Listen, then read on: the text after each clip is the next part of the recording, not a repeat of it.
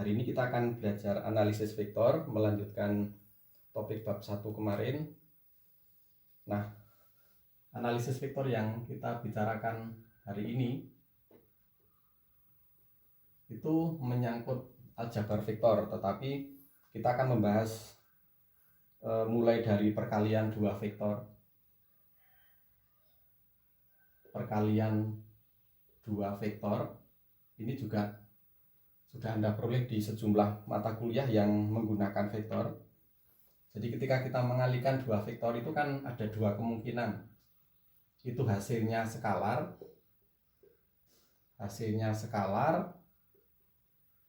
Lalu kemungkinan kedua itu hasilnya vektor. Dalam perkalian dua vektor itu lalu dikenal perkalian titik. Perkalian titik atau dot product. Lalu yang kedua itu perkalian silang atau cross product.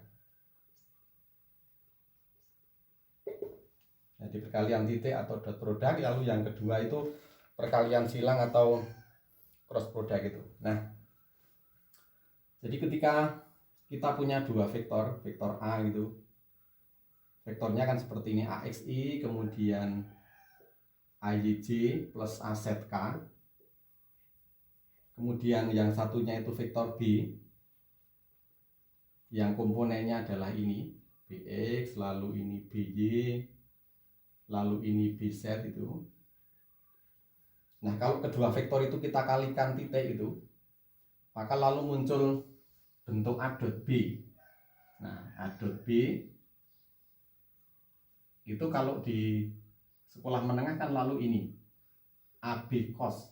A dot B itu menjadi besarnya vektor A, besarnya vektor B, lalu kosinus theta, di mana theta adalah sudut apit antara kedua vektor itu. Tapi kalau yang kita kalikan itu komponen-komponennya itu lalu kan seperti ini. Ini sudah Anda pelajari di sejumlah mata kuliah mestinya, AXBE kemudian AJBY. Ini AJBY. Kemudian yang terakhir itu AZBZ. Seperti itu. Nah, Anda perhatikan bahwa masing-masing suku itu tidak ada vektor satuannya, maka lalu perkalian vektor ini itu menghasilkan skalar. Maka sebutannya perkalian titik itu adalah perkalian skalar. Nah, kenapa ini terjadi? Karena I dot I, J dot J, K dot K itu hasilnya 1, dan suku-suku silangnya kalau kita kalikan secara perkalian titik, I dot J itu hasilnya 0, kemudian I dot K hasilnya juga 0. Maka yang muncul adalah perkalian yang memiliki komponen sama dan itu nilainya masing-masing 1. Ini yang perkalian titik. Lalu yang kedua, yang perkalian silang A cross itu, A cross B gitu. Nah, masing-masing komponen dikalikan. Lalu biasanya ditulis dengan komponen vektornya IJK gitu. Lalu yang ini itu komponen vektor A-nya, AX, kemudian ini AY, ini AZ, kemudian yang ini BX, ini BY, ini BZ. Nah, seperti ini. Maka ketika ini kita kalikan kan menjadi ini I, lalu ini kali ini dikurangi ini kali ini, lalu min J, ini kali ini dikurangi ini kali ini, lalu plus K, ini kali ini dikurangi ini kali ini. Dan hasilnya itu vektor karena ada komponen IJK-nya. Nah, ini perbedaan antara perkalian titik sama perkalian silang. Nah, yang penting lagi adalah perkalian silang itu tidak komutatif, maka bisa Anda pikirkan ketika ini saya balik, maka ini juga terbalik. Jadi ini menjadi baris kedua, ini menjadi baris ketiga. Akibatnya perkalian titik itu tidak komutatif. Jadi A cross B itu nilainya sama dengan min B cross A. min B cross A. Ya, A cross B itu sama dengan min B cross A. Maka kalau digambarkan dalam bentuk dua vektor itu, ini vektor 1, ini vektor 2, ini kalau misalnya vektor A, ini vektor B, kemudian A cross B, ini saya putar terhadap menuju B itu arahnya vektor C. Nah, arahnya vektor C ini. Nah, seperti ini vektor C, lalu ini sudut tetanya ini. Ini sudut tetanya ini, maka ini tegak lurus. Ini juga tegak lurus. Jadi hasil kali silang antara A cross B itu hasilnya itu C, vektor C, di mana vektor C itu tegak lurus A, vektor C itu tegak lurus B. Di mana A dan B itu tidak harus saling tegak lurus. Nah, maka bisa dipahami kalau B cross A itu arahnya kan lalu ke bawah. Jadi A cross B itu hasilnya vektor C. Tetapi B cross A, nah B cross A itu hasilnya min C, berlawanan apa? Itu. Lalu yang sering salah itu ini. Jadi ketika kita ditanya berapa A cross B, itu jawabannya tidak sama dengan AB sin theta. Nah, kenapa ini tidak betul? Karena ini sebelah kiri kan vektor, sebelah kanan itu skalar. Sebuah persamaan itu harus konsisten gitu. Kalau sebelah kiri vektor, itu sebelah kanan vektor. Maka kalau Anda ditanya A cross B nilainya berapa, ya A cross B misalnya nilainya C, vektor. Nah, ketemunya vektor. Nah, kalau kita ditanya lebih lanjut berapakah besarnya vektor C, itu baru ini. Jadi ini itu supaya benar penulisannya lalu begini. A cross B itu nilainya besarnya vektor A kali besarnya vektor B lalu sinus theta, atau biasa dituliskan sebagai AB sin theta. Ya, seperti ini. Jadi mohon dipahami bahwa A cross B itu bukan AB sin theta. Tetapi ini benar karena dia skalar, bahwa A dot B itu AB cos theta. Benar karena sebelah kiri skalar, sebelah kanan juga skalar. Oke, itu perkalian antara dua vektor. Dan sekarang apa penerapannya dalam fisika terkait dengan perkalian vektor. Jadi contoh dalam fisika perkalian dua vektor itu ini, yang pertama itu usaha. Usaha itu selama ini didefinisikan sebagai gaya kali jarak itu. Tetapi kalau kita bicara vektor, usaha itu kan skalar. Nah, skalar itu merupakan hasil perkalian titik dari dua vektor. Ya, hasil perkalian titik dari dua vektor, karena ini skalar, maka hasil sebelah kanan juga skalar. Nah, yang menghasilkan skalar itu harus perkalian titik. Vektor apa? Vektor gaya. Kita dotkan dengan vektor perpindahan atau pergeseran, displacement. Ini, dan ini lalu konsisten bahwa sebelah kiri vektor, sebelah kiri skalar, sebelah kanan juga skalar. Maka bentuknya kan seperti ini. Kalau kita punya benda, kemudian diberi gaya F itu, vektor itu, kemudian benda itu mengalami pergeseran sejauh D, vektor, ini sudutnya theta, maka W itu sama dengan F dot D, atau sama dengan dalam bentuk skalar ini FD cos theta.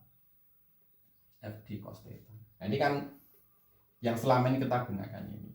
Nah, ketika F dan D itu sejajar, nah ini sudutnya 0. Nah, sudutnya 0, cos 0 itu 1, berarti menjadi W itu sama dengan FD saja, yang orang lalu mengatakan usaha itu sama dengan gaya kali jarak. Baik, sekarang yang kedua itu tentang momen gaya.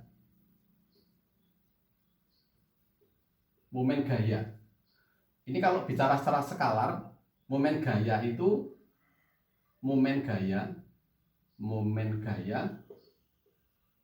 sama dengan gaya kali lengan gaya. Biasanya ditulis F kali L gitu. Jadi kalau saya punya batang itu, ada batang, kemudian ini ada titik sumbu putarnya, kemudian pada ujung batang itu saya beri gaya secara tegak lurus. Ini gaya F, ini panjangnya L. Maka lalu muncul momen gaya yang simbolnya tau, itu sama dengan FL. Tetapi kan sebenarnya ini punya arah. Karena ketika ada batang ujungnya kita tarik ke bawah seperti ini kan menyebabkan batang itu berputar searah dengan jarum jam. Demikian pula kalau muternya ke atas itu, arah gayanya ke atas, dia berlawanan. Maka kalau mengatakan momen gaya semacam ini lalu menjadi tidak cukup, karena faktanya momen gaya itu sebuah vektor. Nah, lalu bagaimana kita menjelaskan secara vektor bahwa momen gaya itu sebuah vektor? Nah, caranya kalau secara vektor begini. Misalnya saya punya benda, ini benda. Kemudian benda itu terletak pada vektor posisi R. Ada vektor posisi R. Vektor posisi itu adalah sebuah vektor yang ditarik dari pusat koordinat. Ini misalnya 3 dimensi. 3 dimensi itu. Lalu benda ini bekerja gaya F. Nah, bekerja gaya F. Ada vektor gaya F itu. Maka benda ini mengalami momen gaya terhadap O. Nah, lalu ada sudut antara gaya sama lengan gaya sama ini R ini, itu sudutnya ini. Ini sudutnya theta. Nah, momen gaya itu didefinisikan begini. Momen gaya secara vektor itu hasil perkalian silang, karena ini vektor, sebelah kanan juga harus vektor. Nah, supaya vektor, keduanya itu harus dikalikan silang. R cross F. Nah, seperti itu. Lalu yang namanya R itu vektor posisi. Nah, vektor posisi itu adalah bentuknya seperti ini. Komponen X, lalu komponen Y, lalu komponen K, itu lalu Z. Nah, seperti itu.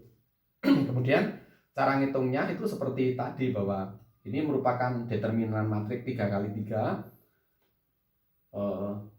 Baris paling atas itu IJK, kemudian yang tengah itu vektor komponen vektor R itu XYZ, kemudian yang bawah itu komponen vektor F yang memiliki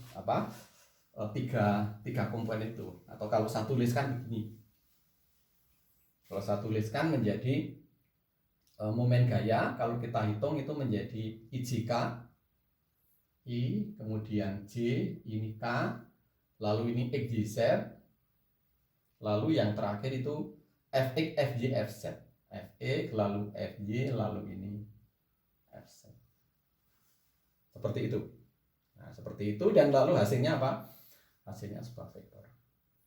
Dan kalau kita bicara skalar juga sama saja. Besarnya momen gaya itu sama dengan besarnya vektor R, besarnya vektor F, lalu sinus theta, lalu yang ditulis menjadi RF sin theta. Tetapi F sin theta itu kan ini komponen yang tegak lurusnya. Jadi kalau saya gambar ulang di sini kan begini. Ini R-nya, lalu ini F-nya. Ini R-nya, ini F-nya, lalu sudutnya ini, sudut tetanya ini. Nah, sin theta itu kan komponennya ini. Nah, dia tegak lurus. Ini F sin theta, F sinus theta. Nah, lalu ini tegak lurus.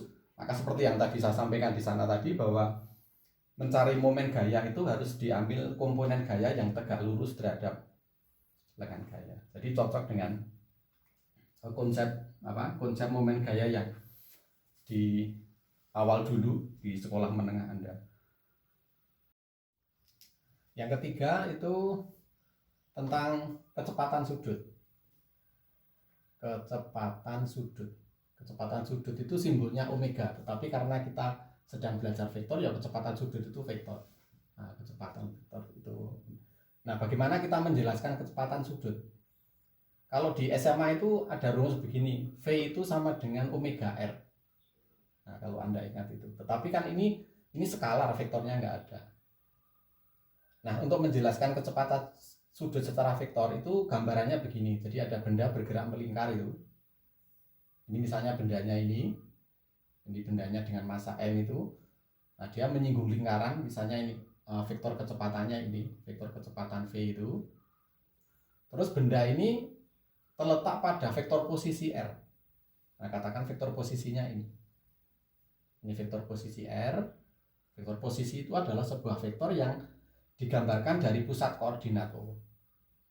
Nah, terus ini ada vektor v, vektor r. Nah, vektor omeganya itu ini. Nah, ini vektor omeganya ini. Nah, benda bergerak melingkar ke sana itu. Jadi arah gerak melingkarnya ini. Oke, supaya nggak rancu dengan. Nah, ini gerakannya begini, gerakan benda. Nah, lalu sudutnya ini. Ini sudut theta itu di sini. Sudut theta itu di sini. Nah, kalau ini kita nyatakan dalam bentuk vektor, bukan V sama dengan omega R, tetapi V, vektor V itu sama dengan vektor omega cross vektor R. Nah, ini yang ini. Jadi ketika saya punya omega itu arahnya ke atas, kita putar terhadap R, itu arah V-nya. Nah, rumusnya ini sebenarnya. Rumusnya V itu sama dengan omega cross R. Nah, rumus ini berlaku kalau omega dan R itu tegak lurus. Nah, kapan itu terjadi? Itu terjadi ketika titik O itu letaknya di sini. Nah, titik O itu letaknya di sini. Nah, ketika O itu letaknya di sini, itu saya geser naik gitu, maka R-nya kan juga naik gitu. R-nya naik, maka lalu R-nya jadi ini. Nah, R-nya jadi ini. Ini vektor R-nya. Nah, maka ketika ini terjadi, ini tegak lurus. Omega, ini vektor omega itu.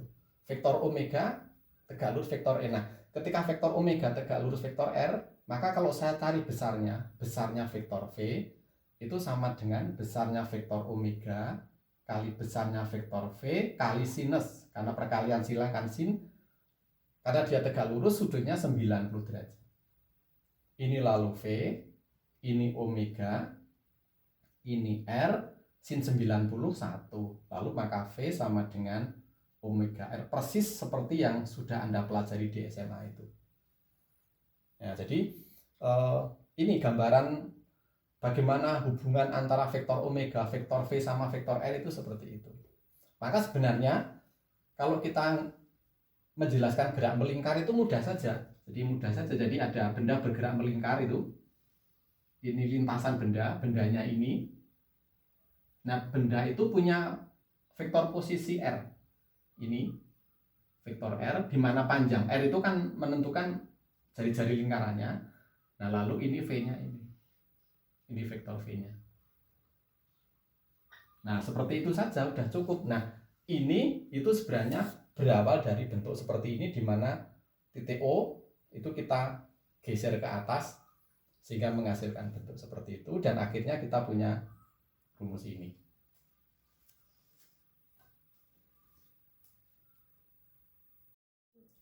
Nah, sekarang kita akan belajar hasil kali 3 vektor. Hasil perkalian 3 vektor. Nah, kalau kita mengalikan 3 vektor, misalnya kita punya 3 vektor ABC gitu. AB, kemudian C, kemudian itu dikalikan. Ini dikalikan. Mengalikannya terserah, tetapi kalau ini kita kalikan, itu hasilnya harus vektor atau skalar.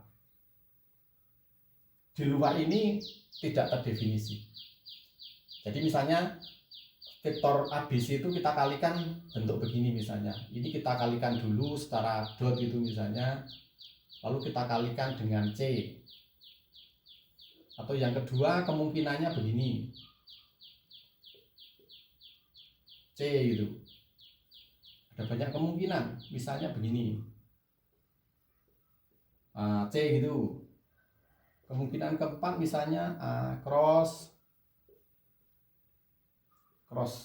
C gitu. Kemungkinan kelima misalnya A cross B dot C. Kemungkinan keenam misalnya A cross B C gitu. Dan seterusnya, Anda bisa mengkombinasikan yang lain. Nah, pertanyaan berikutnya adalah apakah keenam pertanyaan itu memang memenuhi kaidah perkalian vektor? Apakah keenamnya itu memenuhi hasil kalau tidak vektor itu skalar? Kita cek satu-satu misalnya.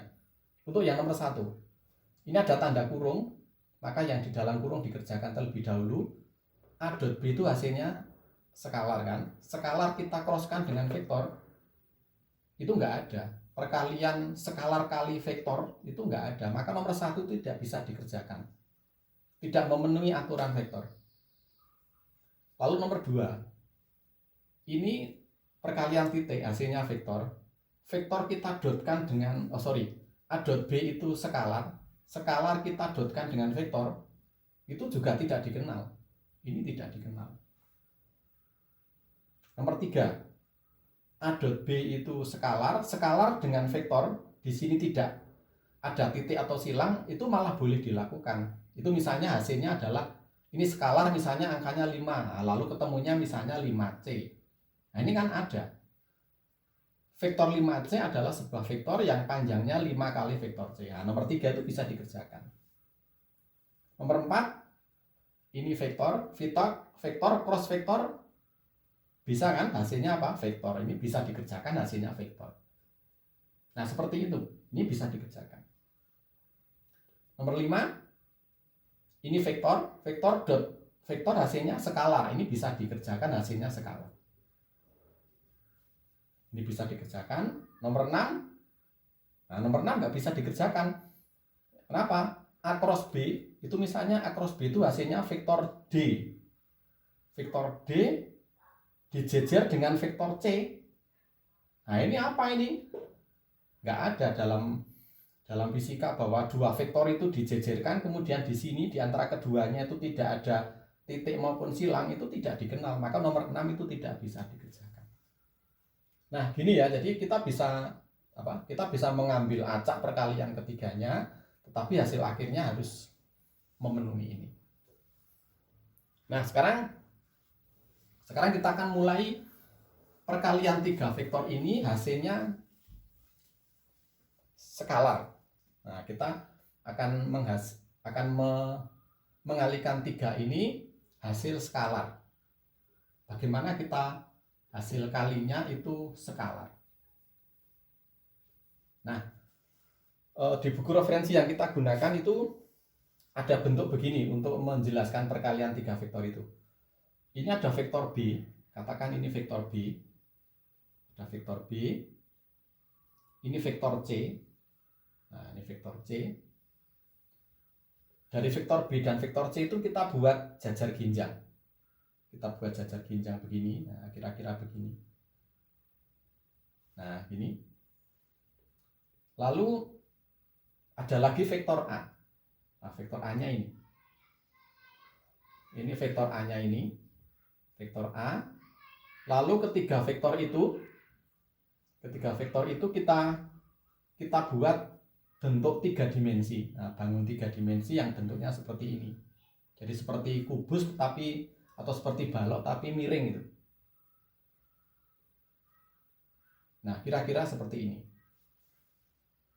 Terus misalnya ini sudutnya theta. Ini sudutnya theta. Lalu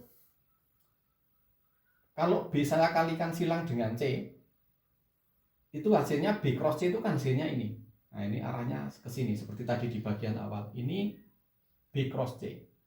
Vektor B cross vektor C. Vektor B cross vektor C. Maka kalau kita ditanya berapa volume bangun ini, jadi volume balok miring atau kubus miring itu volumenya berapa? Nah kita bisa menggunakan rumus yang sangat mendasar itu bahwa volume itu alas kali tinggi. Volume itu luas alas maksud saya. Luas alas kali tinggi. Luas alasnya mana? Luas alasnya ini luas alasnya ini. Nah, berapa luas alasnya? Bisa kita hitung ulang begini. Jadi ini saya gambar lagi misalnya ya. Saya gambar lagi ini vektor B. Ini vektor C gitu. Ini vektor C. kemudian bangunnya kan begini. Nah, luas alasnya ini kan alas kali tinggi. Alasnya mana? Alasnya itu besarnya vektor B. Alas itu besarnya vektor B. Kemudian tingginya itu ini. Nah, tingginya itu ini, T. Kalau ini sudutnya theta, ini kan tegak lurus di sini. Maka tinggi T-nya itu kan besarnya vektor C sinus theta. Sinus itu kan sisi depan dibagi sisi miring, maka sisi depannya adalah sisi miring kali sin theta. Maka luas alas itu sama dengan BC. Nah, B, vektor B besarnya, vektor C besarnya, kali sin theta. Nah, BC sin theta, ini vektor, itu kan lalu menjadi apa? Menjadi perkalian silang, besarnya perkalian silang B cross C. Nah, ini juga rumus itu ya, ini rumus mungkin baru Anda kenal sekarang. Jadi kalau kita punya jajar genjang yang kedua rusuknya itu vektor B sama vektor C, luasnya ini adalah B cross C. Nah, luas alasnya ketemu, tingginya berapa tingginya ini? Nah, tingginya ini itu kan proyeksi vektor A. Proyeksi vektor A itu terhadap ini. Nah, ini tingginya itu ini. Ini H. Berapa hanya? Hanya itu kan nilainya sama dengan katakan ini sudutnya V itu menjadi besarnya vektor A kosinus V. Nah, tingginya sudah tahu, luas alasnya sudah tahu, nah volumenya jadi ketemu. Maka volumenya itu sekarang luas alas B cross C kali tingginya itu A kosinus V. Nah, ini vektor besarnya cos. Nah, perkalian yang melibatkan cos itu kan perkalian titik. Nah, maka lalu ini rumus volumenya sekarang menjadi B cross C kita dotkan dengan A. Atau karena perkalian titik itu komutatif, ini bisa kita ganti A dot B cross C. Nah, ini rumusnya seperti itu. Jadi kalau Anda punya bangun seperti ini, Anda bisa ngitung luasnya menggunakan rumus itu. Dan Anda sebenarnya bisa mengganti posisi vektor A, vektor B, vektor C sembarang. Itu mungkin ditukarkan, ini A-nya jadi di sini, C-nya jadi di sini, lalu B-nya jadi di sini, boleh. Tetapi kan praktis rumus itu berubah. Karena asal mulanya rumus itu berasal dari gambar ini toh. Akan tetapi pasti ketika kita ngacak arah ABC-nya pasti itu juga berubah. Nah, untuk itu di sejumlah buku referensi ada aturan ini yang bisa Anda buat itu seperti ini. Jadi ada aturan begini. Jadi kalau saya punya A cross B dot C itu bisa dibuat begini. Dia komutatif. Nah, dia komutatif ini bisa ditukar tempatkan. Tetapi yang lain ini bisa kamu ganti titik. Yang tanda silang itu kamu ganti titik. Kemudian yang titik itu diganti silang. Nah, seperti ini. Atau karena dia komutatif, itu menjadi di depan. B cross C menjadi di depan, ini menjadi dot A gitu. Lalu bentuk ini kan persis sama dengan bentuk ini. Maka yang silang diganti titik. B dot C cross A. Dia komutatif lalu dibalik lagi. Dot B. Lalu dia komutatif. Dot C cross A. Nah, begitu seterusnya.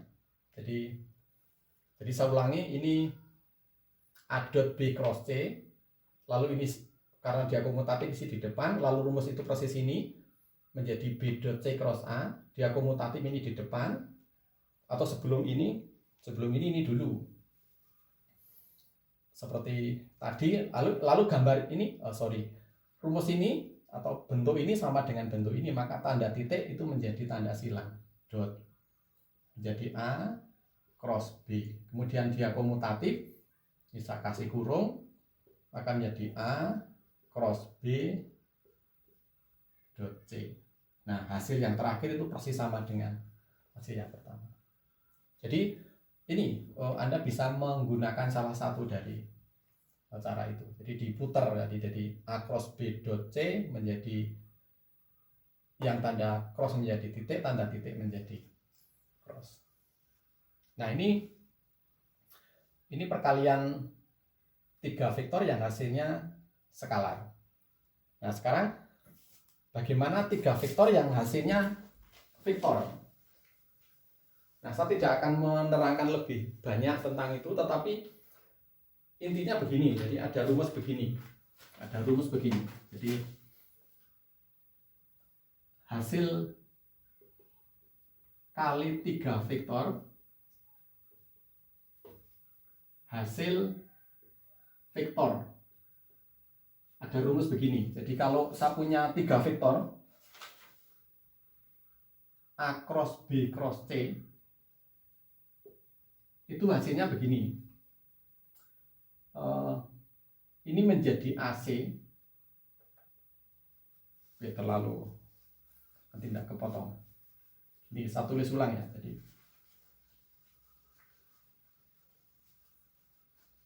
Jadi hasil kali 3 vektor itu begini. Jadi A cross B cross C itu nilainya berapa? Atau mungkin ini kan AB-nya dikerjakan dulu, atau BC-nya yang dikerjakan dulu. Misalnya ini cross B cross C, itu hasilnya berapa? Nah, sebenarnya ini mudah kalau Anda mengerjakan ini. Yang penting kamu kerjakan dulu nilainya berapa, bertahap gitu, lalu baru dikalikan dengan C. Atau kalau yang kedua, ini dikerjakan dulu, hasilnya dikalikan dengan A. Tetapi ada aturan begini. Aturannya saya gunakan yang bawah ini. A cross BC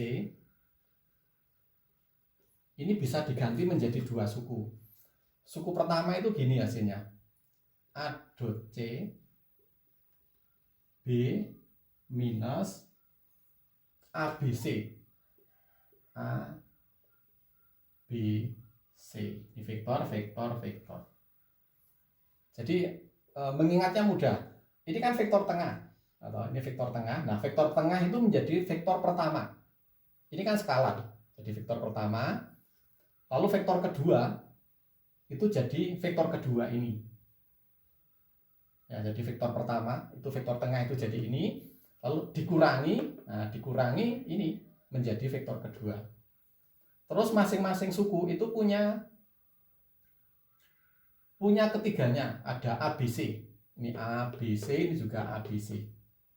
Jadi tidak seperti ini. Jadi misalnya kamu punya ini, misalnya tidak ABC tetapi FGH, misalnya FGHF cross G cross H, hasilnya berapa? Ya tinggal ini vektor tengah itu vektor G, langsung dipasang vektor G. Nah, terus sisanya mesti F dan H. F dot H. Lalu dikurangi, ya ini sudah dipakai, ya sisanya tinggal H vektor, lalu di dalamnya mesti sisanya karena H sudah ada, tinggal F sama G. F dot G. Nah, begitu. Ini bisa dibolak-balik. Bisa FH, bisa HF karena dia komutatif. Ini juga bisa dibolak-balik. Itu komutatif. Jadi itulah perkalian vektor yang hasilnya itu vektor.